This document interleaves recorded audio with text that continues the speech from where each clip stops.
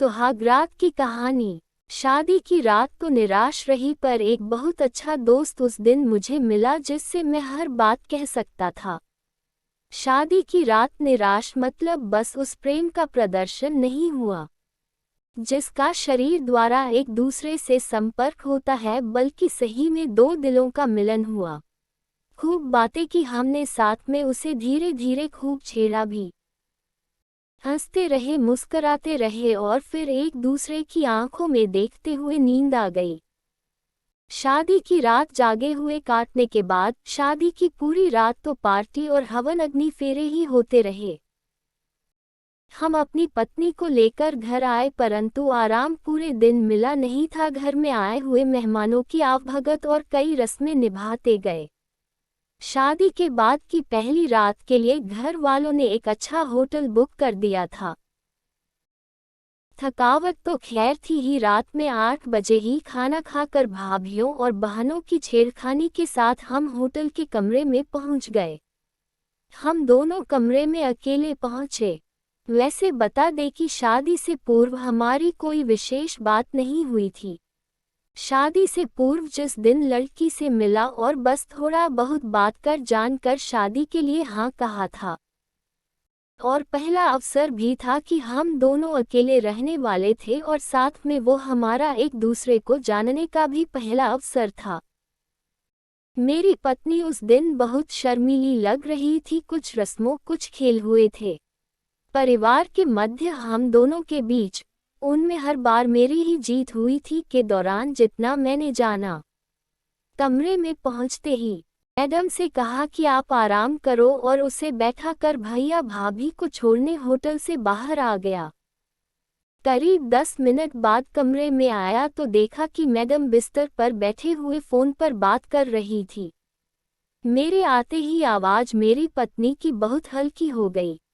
मैं थोड़ा महसूस कर रहा था कि पत्नी थोड़ी सहमी हुई है। मैं बिस्तर पर दूसरी तरफ बैठ गया और घर से लाए एक बैग को टटोलने लगा। तभी अचानक से देखा कि पत्नी जी बिस्तर से उठकर मेरे सामने आई। मैंने खड़े होकर पूछा क्या हुआ, तब देवी जी ने झुककर मेरे पैरों को छू लिया और खड़ी हो गई। मैं कुछ कहता कि उसने नीचे पड़ा बैग जल्दी से उठाकर साइड में रखकर उसमें घर से दिए सामान को निकालने लगी। पानी की बोतल, थर्मस, ग्लास निकाला और पूछा कि आप पानी पिएंगे। मैं भी थोड़ा रोमांटिक होकर कहा कि पानी नहीं, अभी तो कुछ और ही पीना है। उसके हाथ और उसकी आंखों की हरकत बता रही थी कि वो थोड़ी और शर्मा गई। मेरी तरफ बिना देखे मैडम ने थर्मस से दूध ग्लास में भरा और उसे उठाया और बिना मेरी तरफ देखे हाथों से मेरी ओर कर दिया और कहा लीजिए। मैं ग्लास पकड़ पाता कि उससे पहले ही ग्लास फर्श पर गिर गया। अब वो और घबरा गई। मेरी तरफ देखकर सॉरी सॉरी करने लगी। उसको घबराता देख मैं अधिकार के साथ उसे अपनी बाहों में भर लिया और कहा कोई बात नहीं। मैडम चुपचाप बाहों में कैद हो गई और धीरे से उसकी तरफ देखा तो आंसू की लाइन लग गई थी। मैंने उसे बिस्तर पर बिठाया और खुद उठकर बैग के पास जाकर देखा कि कहीं कोई फूल मिल जाए। तो बैग में एक टूटा सा फूल था, जिसे लेकर उसके सामने शाहरुख खान टाइप नीचे घुटने के बल बैठकर फूल उसकी तरफ किया और कहा कि मैं आपसे बहुत प्यार करता हूँ। उसने आंसुओं से भरी हुई आंखों से मेरी तरफ देखा। उसे हंसाने के लिए मैंने एक और डायलॉग मारा कि बड़े बड़े देशों में ऐसी छोटी मोटी बातें होती रहती है सेनेरिटा, थोड़े शाहरुख स्टाइल से। तब कुछ मुस्कुराहट आई मैडम के चेहरे पर और वही जमीन पर बैठे बैठे पूछा कि पैर जल तो नहीं गया आपका, और मैं उसके पैरों को पकड़ के देखने लगा कि कहीं गर्म दूध गिर गया हो। वो नहीं नहीं करने लगी और खुद मेरे हाथों को पैरों से हटाने लगी। मैंने भी थोड़ा अधिकार से और थोड़ा हल्का गुस्सा दिखाते हुए कहा कि अब आप नखरे तो मुझे दिखाओ मत, अब आप मेरी पत्नी हो, मेरी जिम्मेदारी हो, मुझे आपका ध्यान रखना है, तो मुझे अपना काम करने दो, देखो कहीं पैर ना जल गया हो।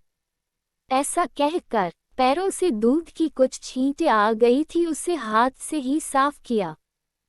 और देखा कि साड़ी में भी बहुत सी छींटें थी। ये सब देखकर उसकी तरफ देखा तो पाया कि मैडम अपनी बड़ी बड़ी आंखों से मेरी तरफ चुपचाप निहार रही है। मैंने कहा कि साड़ी पूरी खराब हो गई है, इसे बदल लेना। उठकर मैंने जब बैग खोला और उसमें रखे कपड़े देखे तो साड़ी के साथ कुछ हॉट सी नाइटी भी थी। एक नाइटी उठाए और उसके बगल में बैठकर उससे उस ड्रेस को पहनने को कहा तो उसकी आंखें झुक गई। जब बहुत देर तक नहीं उठी तो मैंने उससे अधिकार के साथ कहा कि चलो मैं ही आपको पहना देता हूँ, और उसके एक कंधे पर पड़े पल्लू को उठाया तो वो हड़बड़ा के उठी और धीरे से मेरी लाई हुई ड्रेस को लेकर बाथरूम में चली गई। अब मैडम को हो गई काफ़ी देर, लगभग आधा घंटा। मैं भी इस आधे घंटे में नाइट ड्रेस पहनकर बैठ गया और उसके आने का इंतजार किया। फिर उठ के बाथरूम का दरवाज़ा 3-4 बार खटखटाया, कोई आवाज़ नहीं आई तो मैं थोड़ी देर में डर सा गया।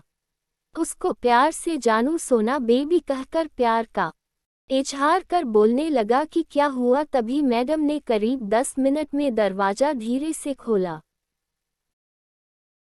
मेरी जान में जान आई और मैं सीधे उसके सामने गया और पूछा कि क्या हुआ। उसके कांपते हाथों को देखा तो सीधे उसे कमरे में ले आया और फिर दोबारा घुटनों पर बैठकर उसके कांपते हाथों को होठों से छुआ, प्यार का इजहार किया और उससे अपने सख्त व्यवहार के लिए माफ़ी मांगी और उसकी आंखों में देखता रहा और देखता रहा।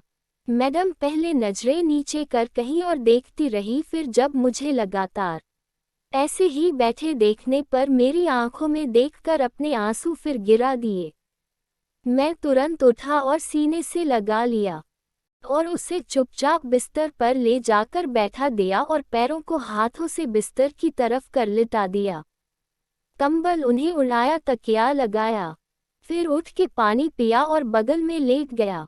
उसके हाथों में हाथ रख कर बहुत बातचीत की, जोक सुनाए, फिर कहीं जाकर मैडम हंसी।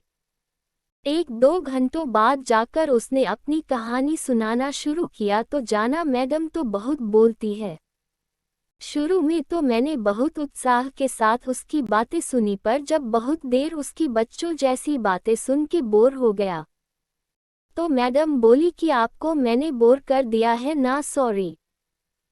मैंने कहा कि आज सुहागरात है हमारी और मेरे जैसे प्यारे से लड़के के सारे सपने आपने तोड़ जो दिए, इसलिए थोड़ा नाराज हूँ आपसे। वो तुरंत शर्मा गई और बोली कि वो तो आपकी गलती है, मेरी नहीं। रात के 3 बजे मुझे ये शब्द सुनने को मिले। मैं तुरंत उठ के बैठ गया और बोला अच्छा मेरी गलती है तो अभी गलती सुधार लेता हूँ, कहकर उसके चेहरे के पास आकर उसके माथे पर किस किया। तब जाना कि मैडम तो सच में मात्र शर्मीली और सीधी सरल व परिपक्व स्त्री नहीं है, बल्कि परिपक्व और मजबूत हृदय वाली स्त्री है, जो समय आने पर अपने प्रिय लोगों के लिए मां की तरह परवाह करने वाली भी हो जाती है। किस उसके माथे पर करने पर वो अपने हाथों से मेरे गालों का स्पर्श कर प्यार से वो कहती है कि मैं कौन सी भागी जा रही हूँ, आपकी हूँ सदैव, अभी आप सो जाओ, 3 बज रहे हैं। कल दिन में भी बहुत से काम आपको करने होंगे, बहुत से मेहमान हैं, कई लोगों को विदा करना होगा। वैसे भी कल रात भी आपकी नींद पूरी नहीं हुई होगी और आज मैंने आपको बहुत परेशान किया है ना, आप अभी सो जाओ। बस इस तरह कहानी का अंत हुआ और फिर उसकी आंखों को देखते हुए हाथों में हाथ लिए मैं सो गया। बस ये रात बहुत रोमांटिक ना होते हुए भी कम दिलचस्प नहीं थी, जिसमें 2 लोग एक अच्छे दोस्त बन गए और जिंदगी में आई बहुत सी खूबसूरत रातों और दिनों का भी आधार बन गई।